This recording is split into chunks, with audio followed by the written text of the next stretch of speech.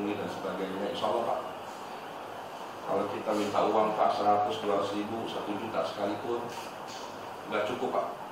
Tapi kalau kita menjalani tugas kita dengan sepenuh hati, insya Allah keberkahan dari Allah melebihi dari uang yang kita harapkan. Itu Pak caranya. Sekali lagi saya ulangi, kalau kita melayani dengan baik, kita berharap imbalan uang dari orang yang kita layani, tidak menerima uang yang kita bantu. Nanti yang membantu Allah Pak lebih besar. Berapa sih Pak besarnya orang ngasih uang tip paling 100, 200, 500, sejuta itu paling tinggi. Tepat hari ini, Jumat 11 Juni 2020, Wakil Gubernur Ahmad Riza Patria didampingi sejumlah pejabat lainnya melakukan kunjungan ke Kelurahan Duri Pulo, Jakarta Pusat.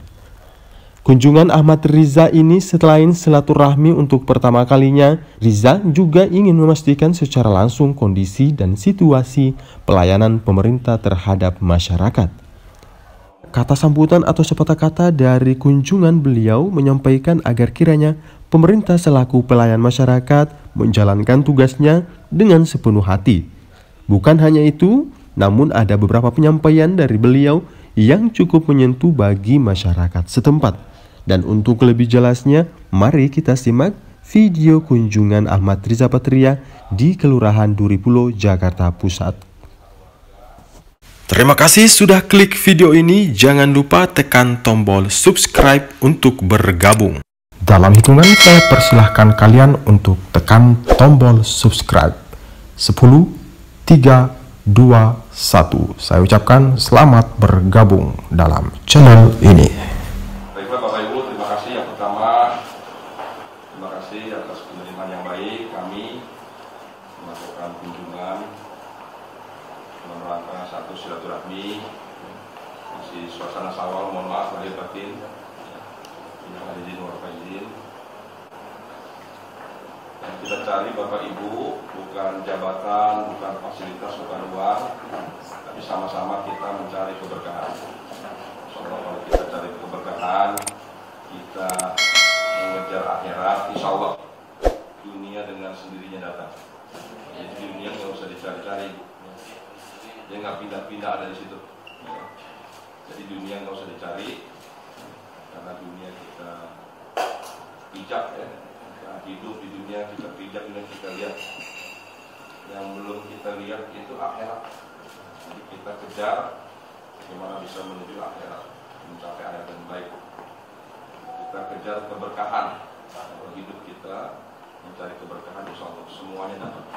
Jadi jabatan, fasilitas, uang nggak usah dikejar, nanti dengan sendirinya dia akan mengikuti. Jadi kalau mengejar akhirat kita dapat dunia. Kalau mengejar dunia belum tentu dapat akhirat. Kira-kira itu. Kemudian kalau melayani, kalau kita jadi pelayan yang baik, bekerja dengan sepenuh hati. Saya dulu pernah di KPU, bekerja sepenuh waktu. Kalau KPU gitu ya Pak ya, bekerja sepenuh waktu 24 jam. Ada jam kantor, jam kerja, tapi ini harus bekerja sepenuh waktu. Kalau sebagai unsur pelayanan, kita harus bekerja sepenuh hati. Pastikan kita melayani masyarakat sebagaimana melayani diri kita sendiri. Kalau kita melayani diri sendiri, kita ingin memberikan yang terbaik. Layanilah yang masyarakat dengan sepenuh hati, sebagaimana melayani diri sendiri. Insya Allah, kalau itu kita lakukan, kita bisa mencapai perbaikan-perbaikan. Beberapa masalah terus kita harus perbaiki ya. Yang paling penting perbaikan data. Perbaikan data itu menjadi penting ya. Kita ini negara kita, data kita ini belum baik. Negara kita, data kita ini belum baik. Jadi kalau bisa kita ingin dalam suasana COVID ini kita sedang mengurus data, memberikan bantuan sembako, momentum yang baik untuk membangun sistem pendataan kita. Nanti ujung tombaknya di bapak-bapak nih, para lurah, dibantu nanti RW dan RT. Itu penting sekali, perbaiki. Bapak Ibu, kalau kita ingin membangun satu bangsa, satu daerah, satu kota, itu harus dimulai dengan identifikasi. Identifikasi itu wujudnya data. Kalau nggak ada data kita nggak bisa bilang. Bapak bagaimana mau bagi sembako kalau nggak pegang data? Kita bagaimana supaya bisa meningkatkan kenyamanan warga kalau kita nggak tahu datanya, berapa warganya, tingkat kriminalitas bagaimana. Saya tadi pagi ke dalam Kaliangke, sekarang ada data narkoba, data kriminalitas, data tawuran, ini semua data banjir, ada keluhan ya, di sana pompanya kurang, seatbeltnya belum selesai, jadi ada masalah. Nah, ada di Jakarta ini ya, kampung Ambon itu ya sampai sekarang jadi masalah narkoba. Nah, kita segera atasi. Tadi malam saya sampai jam 12 sudah sama kepala BNP kita mencarikan solusi masalah-masalah. Saya tiap hari keliling Bapak Ibu dari pagi sampai malam untuk memastikan bahwa pelayanan kita baik, semua masalah kita identifikasi, kita carikan solusi. Pak Gubernur ingin supaya apa yang menjadi visi misi program, kemudian yang sudah diputuskan oleh Pak Basri, Bu Desi, oleh RPJMD bisa dilakukan. Memang sekarang suasana COVID, ya, anggaran dari 87 menjadi 47 triliun dari belanja modal. Kemarin saya sampaikan di beberapa kesempatan, jangan jadikan COVID jadi alasan kita tidak membangun. Bapak Ibu yang sekarang mendapat kesempatan memimpin, menjabat, justru harus bersyukur. Saya sampaikan bersyukur. Ya. Saya jadi wagub Bapak Ibu, memang cuma tinggal 2,5 tahun. Ada yang bilang nggak enak Pak Wagub tinggal setengah. Ya apes katanya ada COVID. Saya bilang salah. Saya termasuk orang yang bersyukur. Prestasi keberhasilan tidak diukur dari lamanya kita menjabat. Kan itu kurang. Justru kalau kita ingin menjadi pemimpin yang baik, ukurannya ketika sulit. Nah, sekarang Bapak Ibu ditantang kita semua. Apakah dalam suasana sulit kita bisa mengatasi bermasalah? Selama ini kita di DKI, terlebih pemerintah di DKI, Pemprov selama ini termasuk sangat baik, sangat nyaman, fasilitas, APBD besar, semuanya ada. Tinggal di ibu kota, berbagai fasilitas, warganya juga berkecukupan umumnya, dukungan dari swasta, dari dunia usaha, dari warga sangat baik terkait bantuan pendanaan dan fasilitas. Sekarang kita diuji sama Allah, ya, dihadirkan COVID. Jadi mudah-mudahan sekalipun ada virus corona, anggaran berkurang drastis, hampir lebih dari 50%, itu tidak mengurangi pembangunan. Saya menyampaikan di banyak kesempatan, sekarang arah pembangunannya dirubah. Dari yang tadi membangun infrastruktur kota, sekarang membangun sumber daya manusia.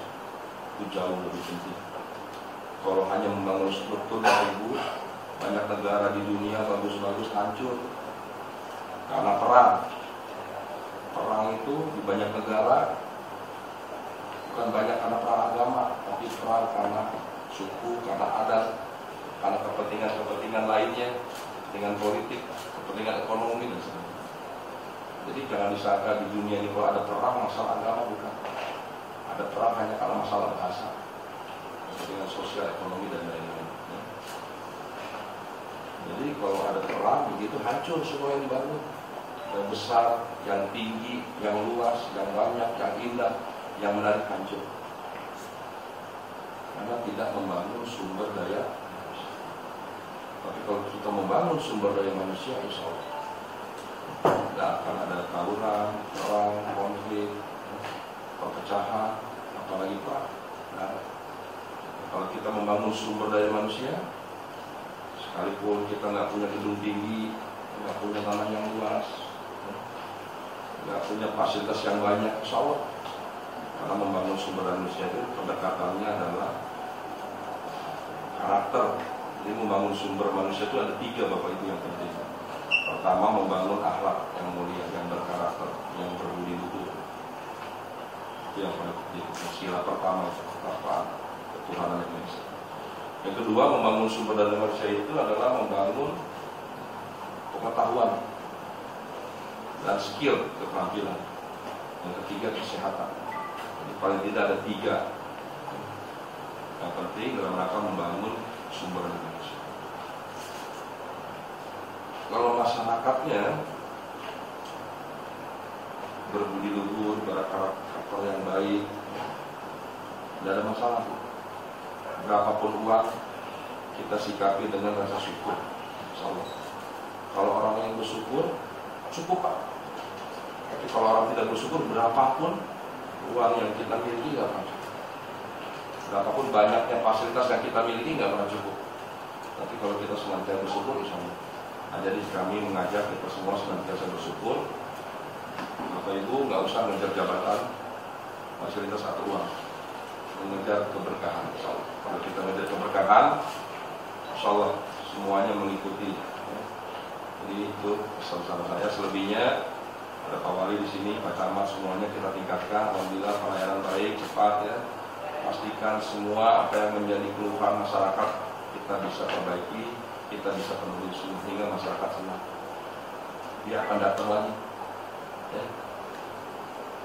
Besok-besok mereka datang ke kelurahan karena pelayanan baik, bukan karena ngurus surat lansia yang hilang, kartu lansia yang hilang, KTP yang hilang, tapi kangen dengan pelayanan kita semua. Insya Allah begitu. Jadi kita bangun kekerabatan, keakraban, persaudaraan di antara kita. Jadi bagaimana ke depan kita pastikan warga itu ingin datang ke pusat-pusat, ke tempat-tempat pelayanan karena bersyukur, berterima kasih atas pelayanan yang selama ini kita berikan kepada warga. Itu jauh lebih penting. Jadi jangan orang itu datang ke tempat kita karena ada kekurangan, karena ada kehilangan. Ke depan kita berusaha orang datang kepada kita karena berterima kasih, karena bersyukur, karena kangen dengan pelayanan kita. Itu lebih baik. Mudah-mudahan ke depan-depan nanti warga bawain kue, bawain makanan buat Bapak Ibu, tanda sayang, tanda ingat, tanda kenal, dan tanda bersyukur. Mudah-mudahan gitu. Jadi ini yang perlu kita budayakan ke depan Bapak Ibu ya. Ibu Kepala Puskesmas, Kecamatan, Kelurahan, terima kasih. Kita kerja sekarang memastikan bahwa COVID itu ya bisa kita atasi, bisa kita cegah. Saya menyampaikan di banyak kesempatan berbagai banyak regulasi yang kita buat, demikian komprehensif holistik ya. Tidak cukup. Betapa banyak aparat yang kita hadirkan tidak cukup. Betapa dana yang kita gelontorkan belum cukup. Betapa berat sanksi yang kita buat kita kenakan tidak cukup. Yang paling penting apa? Kita memastikan perilaku dari seluruh warga patuh, taat, dan disiplin pada regulasi yang kita buat, pada PSBB.